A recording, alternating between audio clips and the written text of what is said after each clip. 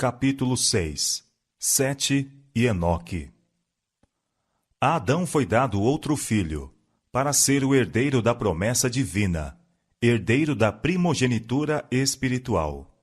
O nome de Sete, dado a este filho, significava designado ou compensação. Porque, disse a mãe, Deus me deu outra semente em lugar de Abel, porquanto Caim o matou. Gênesis capítulo 4, verso 25. Sete era de estatura mais nobre do que Caim ou Abel, e parecia-se muito mais com Adão do que os demais filhos. Tinha caráter digno, seguindo as pegadas de Abel. Contudo, não herdou mais bondade natural do que Caim. Com referência à criação de Adão, acha-se dito: a semelhança de Deus o fez. Mas o homem, depois da queda, gerou um filho à sua semelhança, conforme a sua imagem. Gênesis capítulo 5, versos 1 e 3. Ao passo que Adão foi criado sem pecado, à semelhança de Deus, Sete, como Caim, herdou a natureza decaída de seus pais. Mas recebeu também conhecimento do Redentor e instrução em justiça. Pela graça divina, serviu e honrou a Deus, e trabalhou como teria feito Abel, caso ele vivesse, para volver a mente dos homens pecadores à reverência e obediência a seu Criador. E a Sete mesmo também nasceu um filho, e chamou seu nome Enos. Então se começou a invocar o nome do Senhor. Gênesis capítulo 4, verso 26. Os fiéis haviam antes adorado a Deus, mas, como aumentassem os homens, a distinção entre as duas classes se tornou mais assinalada. Havia uma franca profissão de fidelidade para com Deus por parte de uma, assim como de desdém e desobediência havia por parte da outra. Antes da queda, nossos primeiros pais tinham guardado o sábado, que fora instituído no Éden, e depois de sua expulsão do paraíso, continuaram sua observância. Haviam provado os amargos frutos da desobediência e aprenderam que todos os que pisam os mandamentos de Deus, mais cedo ou mais tarde, aprenderão que os preceitos divinos são sagrados e imutáveis e que a pena da transgressão certamente será infligida. O sábado foi honrado por todos os filhos de Adão que permaneceram fiéis para com Deus. Mas Caim e seus descendentes não respeitaram o dia em que Deus repousara. Escolheram seu próprio tempo para o trabalho e para o descanso, sem consideração para com o mandado expresso de Jeová. Recebendo a maldição de Deus, Caim se retirou da casa do pai. Escolheu a princípio para si a ocupação de cultivador do solo, e então fundou uma cidade, chamando-a pelo nome de seu filho mais velho. Saíra da presença do Senhor, rejeitara a promessa do Éden restaurado, a fim de buscar suas posses e gozos na terra sob a maldição do pecado, ficando assim à frente daquela grande classe de homens que adoram o Deus deste mundo. No que diz respeito aos meros progressos terrestres e materiais, distinguiram-se os seus descendentes. Não tomavam, porém, em consideração a Deus, e estavam em oposição aos seus propósitos em relação ao homem. O crime de assassínio, para o qual Caim abrira o caminho, Lameque, o quinto descendente, acrescentou a poligamia, e desafiador jactancioso, reconhecia a Deus apenas para inferir da vingança sobre Caim a certeza para sua própria segurança. Abel levara a vida pastoral, habitando em tendas ou barracas, e os descendentes de Sete seguiram o mesmo método de vida, considerando-se estrangeiros e peregrinos na terra, a buscar uma pátria melhor, isto é, a celestial. Hebreus capítulo 11, versos 13 e 16. Por algum tempo, as duas classes permaneceram separadas. A raça de Caim, espalhando-se do lugar em que a princípio se estabeleceu, dispersou-se pelas planícies e vales onde os filhos de Sete haviam habitado. E os últimos, para escaparem de sua influência contaminadora, retiraram-se para as montanhas, e ali fizeram sua morada. Enquanto durou esta separação, mantiveram em sua pureza o culto a Deus. Mas, com o correr do tempo, arriscaram-se pouco a pouco a misturar-se com os habitantes dos vales. Esta associação produziu os piores resultados. Viram os filhos de Deus que as filhas dos homens eram formosas. Gênesis capítulo 6, verso 2. Os filhos de Sete, atraídos pela beleza das filhas dos descendentes de Caim, desagradaram ao Senhor, casando-se com elas. Muitos dos adoradores de Deus foram seduzidos ao pecado pelos engodos que constantemente estavam agora diante deles, e perderam seu caráter peculiar e santo. Misturando-se com os depravados, tornaram-se semelhantes a eles, no espírito e nas ações. As restrições do 7º mandamento eram desatendidas, e tomaram para si mulheres de todas as que escolheram. Os filhos de Sete entraram pelo caminho de Caim, fixaram a mente na prosperidade e gozos mundanos, e negligenciaram os mandamentos do Senhor. Os homens se não importaram de ter conhecimento de Deus. Em seus discursos se desvaneceram, e seu coração insensato se obscureceu. Por isso, Deus os entregou a um sentimento perverso. Romanos capítulo 1, verso 21 e verso 28. O pecado propagou-se largamente na terra como uma lepra mortal. Durante quase 1000 anos, Adão viveu entre os homens como testemunha dos resultados do pecado. Procurou fielmente opor-se à onda do mal. Fora-lhe ordenado instruir sua posteridade no caminho do Senhor, e cuidadosamente guardou como um tesouro aquilo que o Senhor lhe revelou, e repetiu às sucessivas gerações. A seus filhos e filhos de seus filhos, até a 9ª geração, descreveu a santa e feliz condição do homem no paraíso, e repetiu a história de sua queda, falando-lhes dos sofrimentos pelos quais Deus lhe ensinara a necessidade de estrita adesão à sua lei, e explicando-lhes as misericordiosas providências para a sua salvação. Todavia, poucos houve que deram atenção às suas palavras. Frequentemente, defrontava ele com amargas exprobrações pelo pecado que acarretara tal desgraça à sua posteridade. A vida de Adão foi de tristeza, humildade e contrição. Quando deixou o Éden, o pensamento de que ele deveria morrer fazia-o estremecer de horror. Pela primeira vez teve ciência da realidade da morte na família humana, quando Caim, seu primogênito, se tornou o assassino de seu irmão. Cheio do mais profundo remorso pelo seu pecado e duplamente despojado pela morte de Abel e rejeição de Caim, Adão prostrou-se com angústia. Testemunhou a corrupção que vastamente se propagava, a qual deveria finalmente determinar a destruição do mundo por um dilúvio. E posto que a sentença de morte pronunciada contra ele por seu Criador tivesse a princípio parecido terrível, contudo, após contemplar quase durante 1000 anos os resultados do pecado, compreendeu que havia misericórdia da parte de Deus ao dar fim a uma vida de sofrimento e tristeza. Apesar da impiedade do mundo antediluviano, aquela época não era, como frequentemente tem sido suposto, de ignorância e barbárie. Ao povo concedeu-se a oportunidade de atingir uma elevada norma de moral e adiantamento intelectual. Possuíam grande força física e mental, e suas vantagens para adquirirem tanto conhecimento religioso como científico eram sem rival. É um erro supor que, porque vivessem até uma prolongada idade, seu espírito tardiamente amadurecia. Suas faculdades intelectuais logo se desenvolviam, e os que acalentavam o temor de Deus e viviam em harmonia com a sua vontade, continuavam a crescer em ciência e sabedoria durante toda a vida.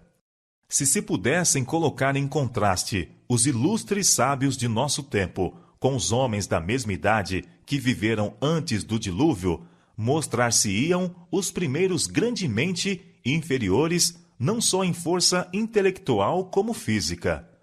Assim como os anos do homem diminuíram e diminuiu sua resistência física, assim suas capacidades mentais se reduziram.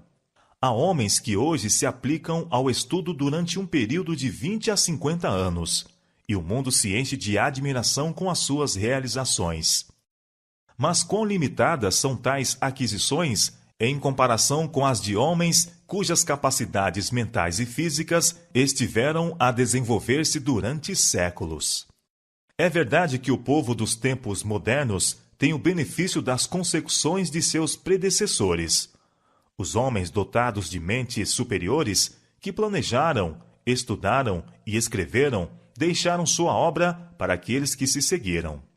Mas, mesmo sob este ponto de vista, e tanto quanto respeita aos meros conhecimentos humanos, quão maiores as vantagens dos homens daqueles antigos tempos? Tiveram entre si durante centenas de anos aquele que fora formado à imagem de Deus, a quem o próprio Criador declarou bom. O homem que Deus instruíra em toda a sabedoria relativa ao mundo material. Adão aprendera do Criador a história da criação. Ele mesmo testemunhara os acontecimentos de 9 séculos e comunicou seu saber aos seus descendentes. Os antediluvianos não tinham livros, não tinham registros escritos, mas com seu grande vigor físico e mental possuíam forte memória, capaz de aprender e reter aquilo que lhes era comunicado, e por sua vez transmiti-lo intacto à posteridade. E durante centenas de anos houve 7 gerações vivendo na Terra contemporaneamente, tendo a oportunidade de consultarem entre si e aproveitar cada uma dos conhecimentos e experiência de todas. As vantagens gozadas pelos homens daquela época para adquirirem conhecimento de Deus, mediante suas obras, nunca foram desde então igualadas. E assim, longe de ser uma era de trevas religiosas, foi ela de grande luz. Todo mundo teve oportunidade de receber instrução de Adão, e os que temiam ao Senhor tinham também a Cristo e os anjos como seus instrutores. E tiveram uma testemunha silenciosa da verdade, no jardim de Deus, que durante tantos séculos permaneceu entre os homens. Na porta do paraíso, guardada pelos querubins, revelava-se a glória de Deus. E para ali vinham os primeiros adoradores. Ali erguiam seus altares e apresentavam suas ofertas. Foi ali que Caim e Abel trouxeram seus sacrifícios, e Deus condescendeu em comunicar-se com eles. O ceticismo não podia negar a existência do Éden, enquanto este permanecesse precisamente à vista, com sua entrada vedada pelos anjos vigilantes. A ordem na criação, o objetivo do jardim, a história de suas 2 árvores tão intimamente unidas com o destino do homem eram fatos indiscutíveis. E a existência e suprema autoridade de Deus, a obrigação imposta por sua lei, eram verdades que os homens foram tardios em pôr em dúvida, enquanto Adão esteve entre eles. Apesar da iniquidade que prevalecia, havia uma linhagem de homens santos, que, elevados e enobrecidos pela comunhão com Deus, vivia como que na companhia do céu. Eram homens de sólido intelecto, de maravilhosas realizações. Tinham uma grande e santa missão: desenvolver um caráter de justiça, ensinar a lição da piedade, não somente para os homens de seu tempo, mas para gerações futuras. Poucos apenas dos mais preeminentes são mencionados nas Escrituras, mas durante todos os séculos, Deus teve fiéis testemunhas, adoradores dotados de corações sinceros. De Enoque está escrito que ele viveu 65 anos e gerou um filho. Depois disso, andou com Deus 300 anos. Durante aqueles primeiros anos, Enoque amara e temera a Deus, e guardara os seus mandamentos. Fora um dos da linhagem santa, dos preservadores da verdadeira fé, progenitores da semente prometida. Dos lábios de Adão, aprendera ele a triste narrativa da queda e a história animadora da graça de Deus, conforme se vê na promessa, e confiou no Redentor vindouro. Mas depois do nascimento de seu primeiro filho, Enoque alcançou uma experiência mais elevada. Foi levado a uma relação mais íntima com Deus. compreendeu mais amplamente suas obrigações e responsabilidade como filho de Deus. E quando viu o amor do filho para com o pai, sua confiança singela em sua proteção, quando sentiu a ternura profunda e compassiva de seu próprio coração por aquele filho primogênito, aprendeu uma lição preciosa do maravilhoso amor de Deus para com os homens no dom de seu filho, e a confiança que os filhos de Deus podem depositar em seu Pai Celestial. O infinito, insondável amor de Deus, mediante Cristo, tornou-se o assunto de suas meditações dia e noite. E com todo o fervor de sua alma, procurou revelar aquele amor ao povo entre o qual vivia. O andar de Enoque com Deus não foi em arrebatamento de sentidos ou visão, mas em todos os deveres da vida diária. Não se tornou um eremita, excluindo-se inteiramente do mundo, pois que tinha uma obra a fazer para Deus no mundo. Na família e em suas relações com os homens, como esposo e como pai, como amigo, cidadão, foi ele um servo do Senhor, constante e inabalável. Seu coração estava em harmonia com a vontade de Deus. Pois andarão dois juntos, se não estiverem de acordo? Amós, capítulo 3, verso 3. E este andar santo continuou durante 300 anos. Poucos cristãos há que não seriam muito mais fervorosos e dedicados se soubessem que tinham apenas pouco tempo para viverem ou que a vinda de Cristo estava prestes a ter lugar. A fé de Enoque, porém, tornou-se mais forte, o seu amor mais ardente, com o passar dos séculos. Enoque era homem de espírito forte e altamente cultivado, e de extenso saber.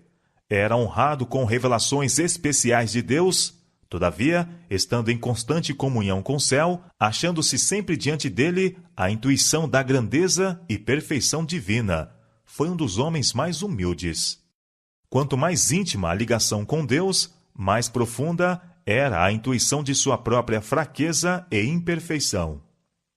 Angustiado pela crescente iniquidade dos ímpios e temendo que a deslealdade deles pudesse diminuir sua reverência para com Deus, Enoque evitava a associação constante com os mesmos e passava muito tempo na solidão, entregando-se à meditação e oração.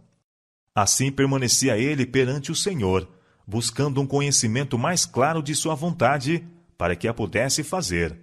Para ele, a oração era como a respiração da alma. Vivia na própria atmosfera do céu. Por meio de santos anjos, Deus revelou a Enoque seu propósito de destruir o mundo por um dilúvio, e também lhe revelou amplamente o plano da redenção. Pelo espírito de profecia, levou através das gerações que viveriam após o dilúvio, e mostrou-lhe os grandes acontecimentos ligados à segunda vinda de Cristo e ao fim do mundo.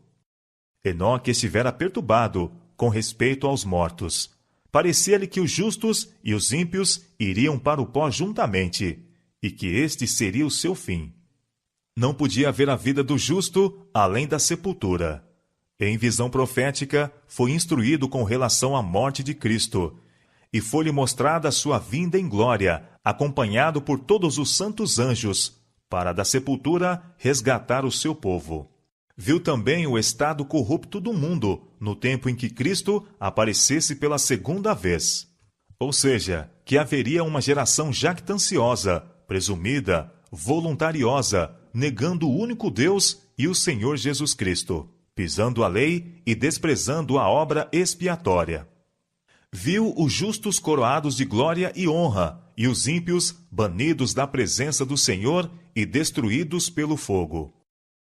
Enoque se tornou um pregador da justiça, tornando conhecido do povo o que Deus lhe revelara.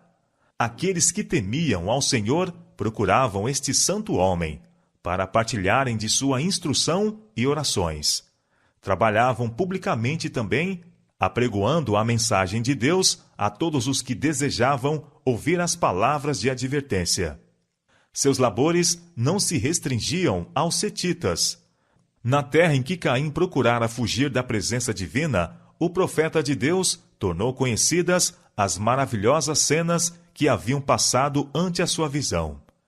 Eis, declarou ele, que é vindo o Senhor com milhares de seus santos, para fazer juízo contra todos e condenar dentre eles todos os ímpios, por todas as suas obras de impiedade. São Judas, versos 14 e 15. Ele foi destemido reprovador do pecado. Enquanto pregava ao povo de seu tempo o amor de Deus em Cristo e insistia com eles para abandonarem seus maus caminhos, censurava a iniquidade prevalecente e advertia os homens de sua geração de que o juízo cairia sobre o transgressor. Era o Espírito de Cristo que falava por meio de Enoque. Aquele Espírito se manifesta não somente em expressões de amor, compaixão e rogos. Não são somente coisas agradáveis que são faladas pelos homens santos. Deus põe no coração e lábios de seus mensageiros verdades penetrantes, incisivas, como a espada de 2 gumes. O poder de Deus que opera em seu servo era sentido pelos que o ouviam. Alguns atenderam à advertência e renunciaram a seus pecados. Mas as multidões zombavam da solene mensagem e continuaram com mais ousadia em seus maus caminhos. Os servos de Deus devem levar uma mensagem semelhante ao mundo nos últimos dias, e esta também será recebida com incredulidade e zombaria. O mundo antediluviano rejeitou as palavras de advertência daquele que andava com Deus. Assim, a última geração escarnecerá das advertências dos mensageiros do Senhor. Em meio de uma vida de trabalhos ativos, Enoque perseverantemente manteve comunhão com Deus. Quanto maiores e mais insistentes eram seus trabalhos, mais constantes e fervorosas eram as suas orações. Ele continuava a segregar-se em certos períodos de toda a sociedade. Depois de permanecer por algum tempo entre o povo, trabalhando para os beneficiar pela instrução e exemplo, retirava-se para passar algum tempo em solidão, tendo fome e sede daquele conhecimento divino que somente Deus pode comunicar. Tendo desta maneira comunhão com Deus, Enoque vinha a refletir cada vez mais a imagem divina. Seu rosto estava radiante de uma santa luz, da própria luz que resplandece no semblante de Jesus. Saindo ele dessas comunhões divinas, mesmo os ímpios contemplavam com admiração a impressão celestial em seu rosto. A impiedade dos homens atingira a tal ponto que foi pronunciada destruição contra eles. À medida em que se iam passando os anos, cada vez mais profunda se tornava a onda da culpabilidade humana. Cada vez mais negras se acumulavam as nuvens do juízo divino. Enoque, todavia, a testemunha da fé, mantinha-se em seu posto, advertindo, apelando, rogando, esforçando-se para fazer retroceder a onda de culpabilidade, para deter os dardos da vingança.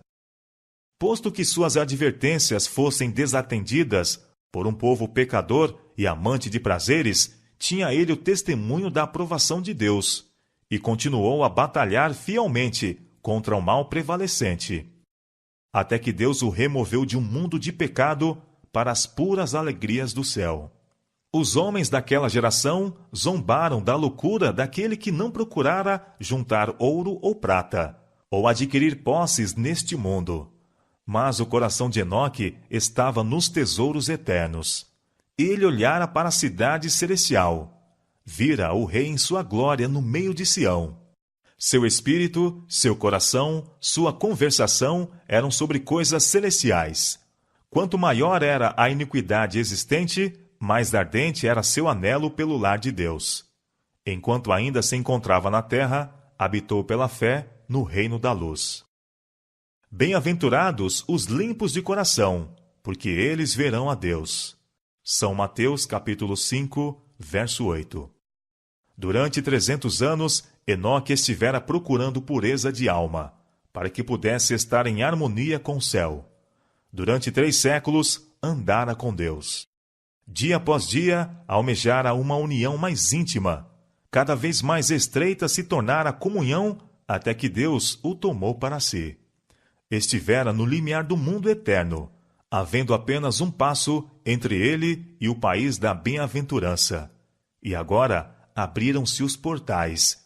O andar com Deus durante tanto tempo, praticado em terra, continuou, e ele passou pelas portas da santa cidade, o primeiro entre os homens a entrar ali. Foi sentida sua falta na terra.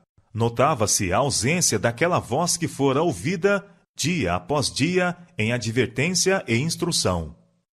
Alguns houve, tanto dos justos como dos ímpios, que testemunharam sua partida, e esperando que pudesse ter sido transportado para algum de seus lugares de retiro, aqueles que o amavam fizeram diligentes pesquisas para o encontrar, como mais tarde procuraram os filhos dos profetas a Elias, mas sem resultado.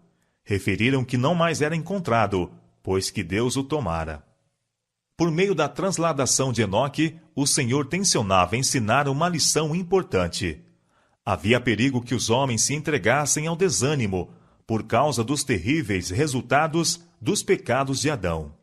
Muitos estavam prontos para exclamar: que proveito há que tenhamos temido ao Senhor e observado suas leis, visto que uma pesada maldição repousa sobre o gênero humano, e a morte é o quinhão de todos nós? Mas as instruções que Deus dera a Adão, e que foram repetidas por Sete e exemplificadas por Enoque, extinguiram as sombras e as trevas, e deram esperança ao homem de que, assim como por Adão veio a morte, viriam, por meio do Redentor prometido, vida e imortalidade. Satanás estava impondo aos homens a crença de que não há recompensa para os justos ou castigo para os ímpios, de que era impossível ao homem obedecer aos estatutos divinos. Mas no caso de Enoque, Deus declara que ele existe e que é galardoador dos que o buscam. Hebreus capítulo 11, verso 6. Ele mostra o que fará pelos que guardam os seus mandamentos. Ensinava-se aos homens que é possível obedecer à lei de Deus, que vivendo embora em meio dos pecadores e corruptos, eram capazes, pela graça de Deus, de resistir à tentação e tornar-se puros e santos. Viram em seu exemplo a bênção de uma vida tal, e sua transladação foi uma evidência da verdade de sua profecia relativa ao além, com sua recompensa de alegria, glória e vida eterna aos obedientes, e condenação, miséria e morte ao transgressor. Pela fé, Enoque foi trasladado para não ver a morte, visto como antes da sua transladação alcançou testemunho de que agradara a Deus. Hebreus capítulo 11, verso 5. Em meio de um mundo condenado à destruição por sua iniquidade, viveu Enoque uma vida de tão íntima comunhão com Deus que não lhe foi permitido cair sob o poder da morte. O caráter piedoso deste profeta representa o estado de santidade que deve ser alcançado por aqueles que hão de ser comprados da terra, por ocasião do segundo advento de Cristo. Então, como no mundo antes do dilúvio, a iniquidade prevalecerá. Seguindo os impulsos de seu coração corrompido e os ensinos de uma filosofia enganadora, os homens rebelar-se-ão contra a autoridade do céu. Mas, como Enoque, o povo de Deus procurará pureza de coração e conformidade com sua vontade, até que reflitam a semelhança de Cristo. Como Enoque, advertirão o mundo da segunda vinda do Senhor e dos juízos que cairão sobre os transgressores, e pela sua santa conversação e exemplo condenarão os pecados dos ímpios. Assim como Enoque foi trasladado para o céu antes da destruição do mundo pela água, assim os justos vivos serão trasladados da terra antes da destruição desta pelo fogo. Diz o apóstolo: nem todos dormiremos, mas todos seremos transformados, no momento, num abrir e fechar de olhos, ante a última trombeta. Porque o mesmo Senhor descerá do céu, com alarido, e com voz de arcanjo, e com a trombeta de Deus. A trombeta soará, e os mortos ressuscitarão incorruptíveis, e nós seremos transformados. Os que morreram em Cristo ressuscitarão primeiro. Depois nós, os que ficarmos vivos, seremos arrebatados juntamente com eles nas nuvens, a encontrar o Senhor nos ares. E assim estaremos para sempre com o Senhor. Portanto, consolai-vos uns aos outros com estas palavras. 1 Coríntios capítulo 15, versos 51 e 52. E 1 Tessalonicenses capítulo 4, versos 16 a 18.